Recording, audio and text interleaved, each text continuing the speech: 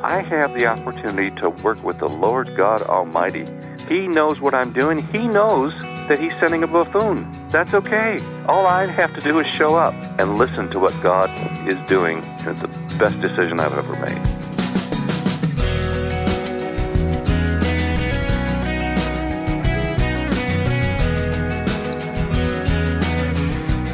Welcome to First Person, a weekly one-on-one conversation with a guest whose name you may or may not recognize, but someone whose life has been designed by God and lived as a testimony to the Lord's faithfulness. Before I introduce you to our guest today, let me remind you about our website, which will not only give you links to what we talk about today, but also let you hear previous interviews. We're found online at firstpersoninterview.com. There's also a calendar of upcoming guests and topics, firstpersoninterview.com.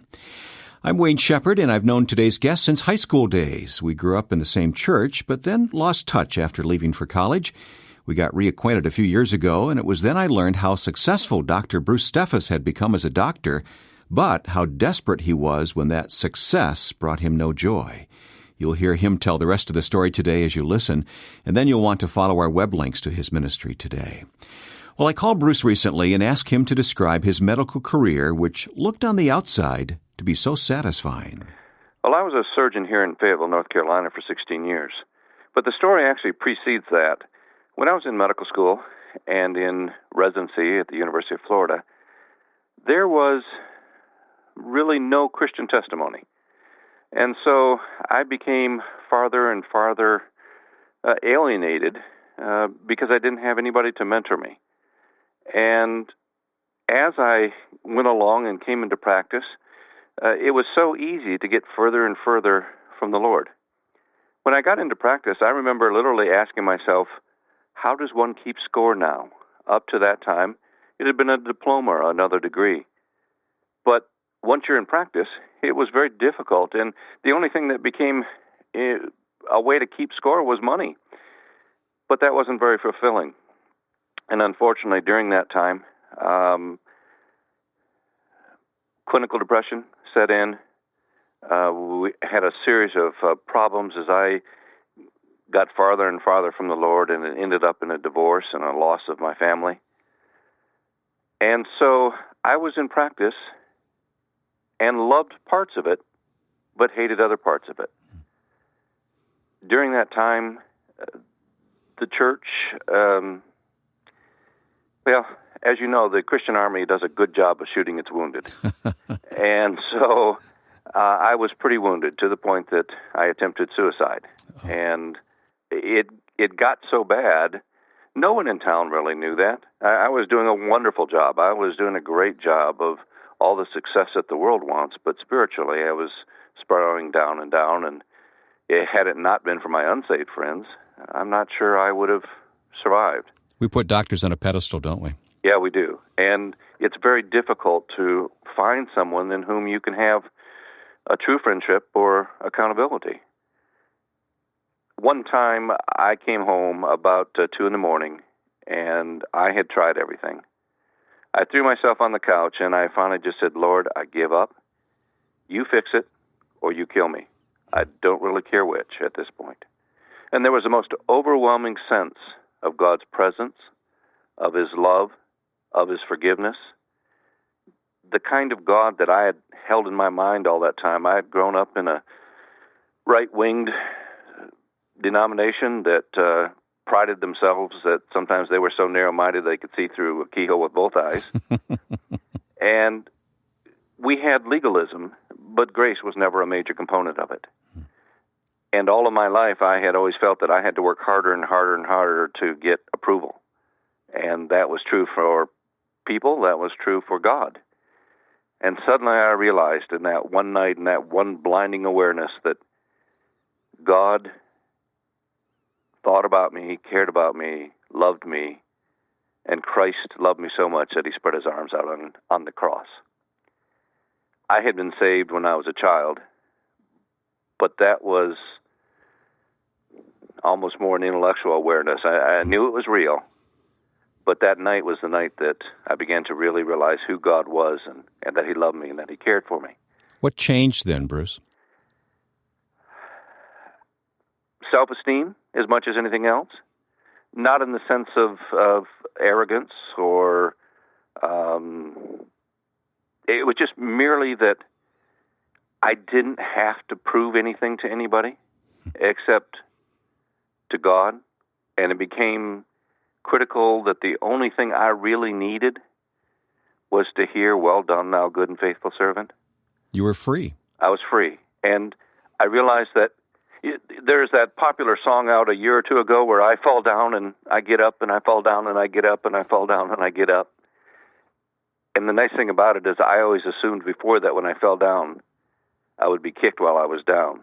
I could suddenly get up and realize that it was like when you have a child and he's learning to walk and they stumble. You don't go over and kick him. You love him, you encourage him. And I realized that God does that. Now, God is still just. He's still all the other things. But for me, that was not my problem. My problem was I never thought he was good. I never really thought he loved me. And so that night, suddenly, it made a difference. Over the next few years, God gave me a fellow Christian who was an accountability partner, who taught me a great deal, even though he was a very young Christian. And over the years, it became obvious that I had changed the way I thought. My priorities had changed. Money had never really been important to me, but it became less so. And unfortunately, in our society, malpractice is a major problem. And so over the years, I had some malpractice suits that were just getting oppressive and changing what I did. And finally, one night, after a friend had had a malpractice suit that had destroyed him and his family, I woke up thinking, well, gee, if that happened to me, I wouldn't work for that patient's family forever. And then I fell back asleep, and then I woke back up, and I said, well, if that's the case, then if I'm going to do some work like that, I'd have to do work that really meant something to me. And so I woke back up about an hour later saying, well, it's obvious if money's not important to me, and I'm not doing what I should be doing, or something that I want to do, then why am I doing this? And I turned in my resignation to my junior partner the next morning. They thought I was absolutely nuts. And the problem was they asked me, what are you going to do? And I had this very astoundingly convincing answer, I don't know. Okay. And the only thing I knew was just this most amazing peace that I was quitting to do what God had asked me to do. Only he hadn't bothered to tell me what that was. And so I was still and knew that he was God. And I didn't put out any feelers. I didn't do anything. I just said, God, I'm here. You know where to find me. You've got my phone number. You can call me when you need me. You can talk to me if you wish. And so I just rested, and I read, and I did all the 1,000 things that one needs to do when you finally get your first vacation. And suddenly I got a phone call out of the middle of nowhere. This was a man who had been a chief resident when I was an intern. At that time, he certainly didn't love the Lord. I have no idea that he knew I was still alive. I had no idea how he got my phone number. I had no idea that he could possibly think I'd be interested in medical missions, because I wasn't really interested in medical missions, except for, it kind of sounds like a neat thing to do. But he called me up and said, listen, I understand you're free. And I said, yes. And he said, I want you to go with us to the Amazon River Basin. We're going to go to this little bitty hospital 2,000 miles upstream, and I want you to come. I had been praying to God and asking for an answer. This was clearly his answer. It wasn't mine. It wasn't anything I had started up. So I said, well, okay. And over the next couple of weeks, I got another call to go with a different mission group to Uzbekistan, of all places.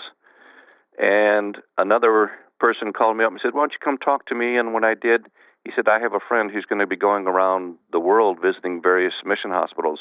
I really think you ought to go. Boy, you needed a map, didn't you? Yeah, I did. Well, God was kind enough to give it to me, at least for that first opening. And the thing that was kind of interesting to me was that these were all things that God had come up with. These weren't mine. I wasn't going out seeking these things. As a matter of fact, I was beginning to wonder if I was a little bit crazy. At that time, Mickey, who I'm presently married to, called me up and said, listen, we had originally planned to get married a few years earlier, and it hadn't worked out. She called me up and said, listen, I think I've made a mistake, and I think we ought to get married. And I kind of laughed because before I had a good job. I had plans. I was going somewhere. Now that I'm broke, don't have a job, she thinks it's a great idea to get married. So I said, well, we can do that, but you'll have to understand that our honeymoon is a round-the-world mission trip. And she said, okay. And that's where it got started. And we started getting into medical missions. At that time, I was still thinking about buying a company in Germany that did advanced laparoscopic operating room design, something I'd had an interest in. But the Lord clearly shut that door, and He opened up the door into missions. So did you think you might be dabbling and taking maybe short-term trips to hospitals, that kind of thing? Oh, yes, absolutely. As a matter of fact, I was making a deal with the Lord. Listen, you let me buy this company I want, and I only have to work about half-time, and then I'll pay for my own finances, and I'll go half-time. And the really good thing, Lord, is I don't really have to have trust in you because I'll be taking care of it myself. Okay? That's the way I think. That's the way, we all tend to do. We won't do something unless we're somehow in control or we remove the need for faith. So, yes, I was definitely going to dabble. I wasn't going to change my life. That would be crazy. Well, we'll continue this conversation in a moment. How does a doctor like Bruce Steffes end up in Africa? That's ahead here on First Person. Next time on First Person, a conversation with author and speaker Nancy DeMoss. We're in the marketplace trying to represent Christ in a secular culture. Whatever God has called us to do, there's this. What I tell women often is anything that makes me need God is a blessing. We don't often look at it that way, but it really is. The life and ministry of Nancy DeMoss of Revive Our Hearts next week on First Person.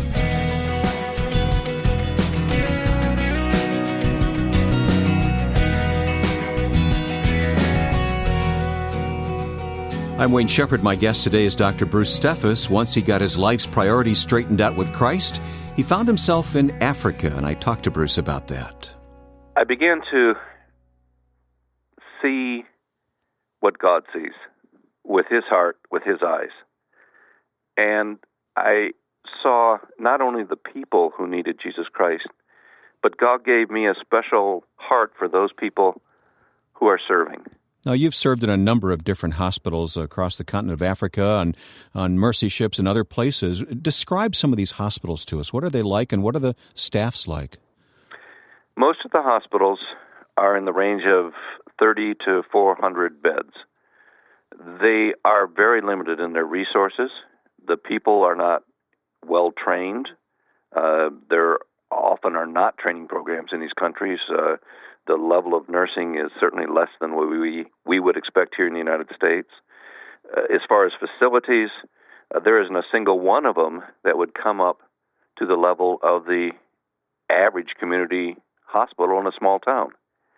So they are places where resources are tight, people are tight, the need is phenomenal.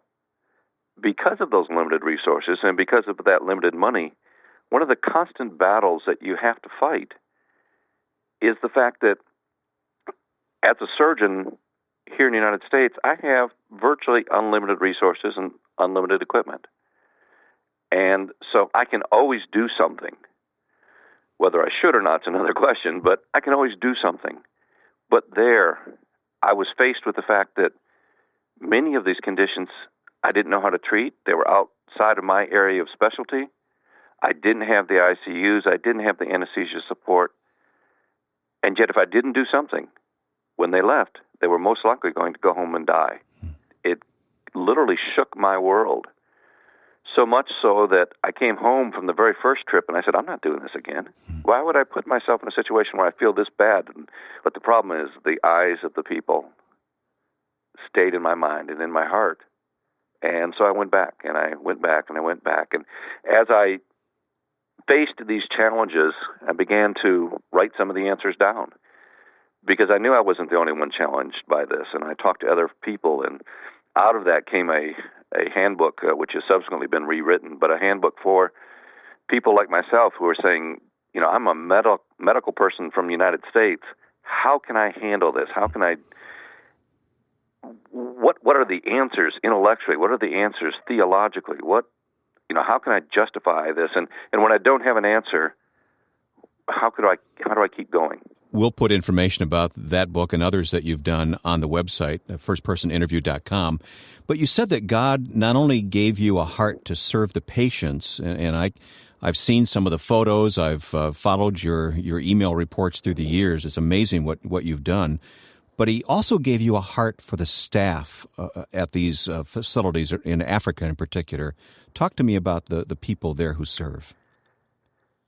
My particular emphasis or interest has been in the missionaries themselves. It turns out that the average missionary right now stays on the field only about 7.4 years. And the average medical missionary stays on the field only 4.7 years. Do they burn out? They burn out. That's the major component.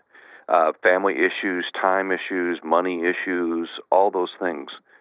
There are such tremendous things that one can do if one is interested in encouraging somebody. Much like when you fell in love with somebody, you could think of 1,000 little things that you could do to please them. And yet our missionaries many times are over there for months, weeks, years at end and don't hear from their churches, don't hear from their friends. They're tired spiritually. We think of them as spiritual giants, and most are, but they've been doing home cooking. They're sometimes really having difficulty just getting in God's Word and letting that refresh them. Then what can be done about that? What can we do to encourage and lengthen their term of service when they want to stay, but they just bump into these obstacles? There are certain things that, of course, we're not going to be able to address. Cultural issues, things like that, those you just have to live through. What we have to do is look at the things we can address. Can we keep them prayed for? Absolutely. Can we ensure that they have enough rest when they come home on furlough? Yes. Can we prevent them from being so frustrated because they don't have enough money to do the resources, take care of the people? I have been in a situation, Wayne, where I have this little child in my hands and watch it die in my arms because I don't have $10 worth of medicine. It just isn't available in that hospital and hasn't been. That is something that we can do something about. Now, what about the fact that they're forgotten? Well, first of all, with Skype and email, there's no excuse for that. We can all drop a letter. We can all write a letter. I saw a quote about a week ago from a Chinese missionary in the 1700s who said, "I've written hundreds of letters, and I got your letter yesterday. Thank you so much. It's only the second one I've ever received." And you think, well, that's pathetic, but that was 200 years ago. No, it's not. It's the way it is now as well. Now, when that missionary has a birthday or an anniversary, can we make a difference? Can we help them remember that they're there? Can we pray for them? When they come home, can we help them with the car they need? Can we help them with their taxes? Can we help them with their just getting a phone, getting their internet hooked on? When they're over there, can we take care of those things for them? Can we watch out their parents for them? And these are things that sometimes are so severe for a given missionary that that's why they leave the country. They just can't handle it. We can take their back. We can watch out for them.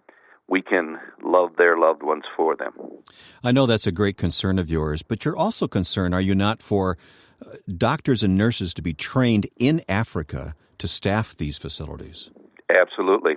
In Africa right now, if you're the average African, if we take an average of all of Africa, there is one surgeon of any kind. I'm not talking about one specialist of every kind, but one surgeon of any kind for every 250,000 people. Wow.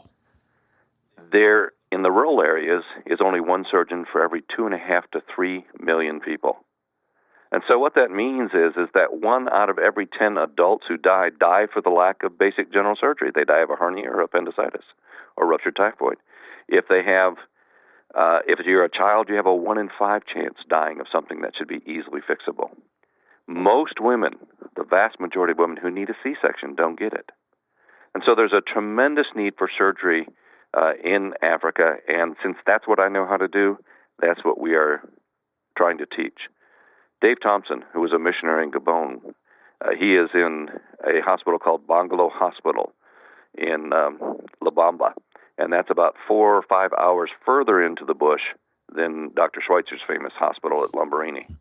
But Dave realized in the mid-'90s that he was much like throwing a rock into a pond. When he died, the ripples go away, and he hadn't left anything.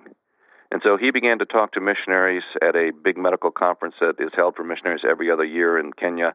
And 10 hospitals came up, and they said, this is a great idea, but for one reason or another, none of them could join him. And so he started training his first resident by himself. In 2002, we added another program, and now we're up to 8 hospitals that are training 34 residents. These are all African residents. They will stay in Africa for a lifetime. But it's not just a training of surgeons. This is a discipling. We are teaching them to be God's man, God's woman in this situation, so that these people are having a major impact. Every one of our residents who is out of training is in rural Africa, staying there, and many of them are once again the only surgeon for every 2 to 3 million people. But they're having a major impact, teaching them about Christ at the same time that they're healing them. This is Christ's ministry. Christ took care of both the spiritual and the physical, and we're teaching them to do the same thing. Bruce, I don't know what your next assignment is, but looking back over how God has led you these past number of years now and the multiple places you've been and the needs that you've seen, are you in any way regretting the decision that you made? I do not regret the decision. I regret that it took me so long to understand the need to make it.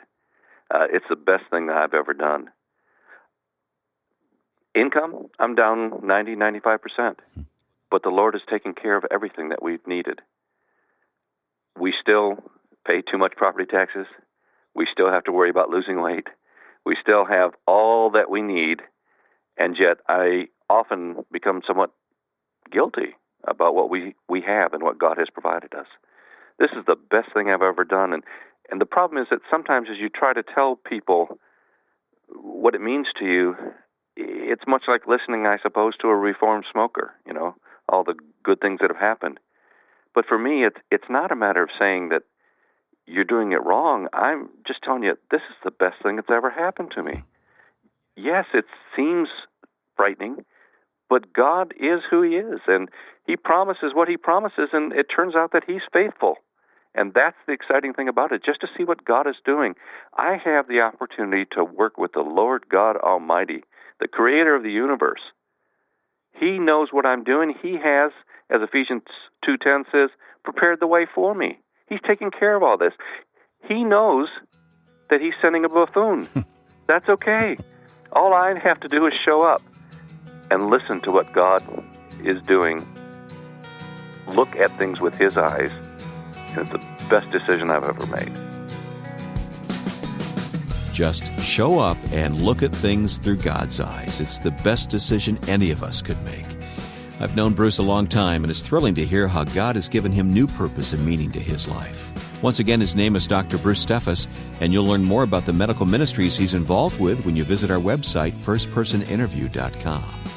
You'll find the archive of past First Person programs online at the website, as well as a schedule of upcoming guests. It's all at firstpersoninterview.com, and you'll also find us at facebook.com/firstpersoninterview. Next week, my guest will be Nancy Lee DeMoss, host of the radio program Revive Our Hearts. You'll hear Nancy's life story next time. Now, with thanks to my friend and producer Joe Carlson, I'm Wayne Shepherd. Thanks for listening. Join us next week for First Person.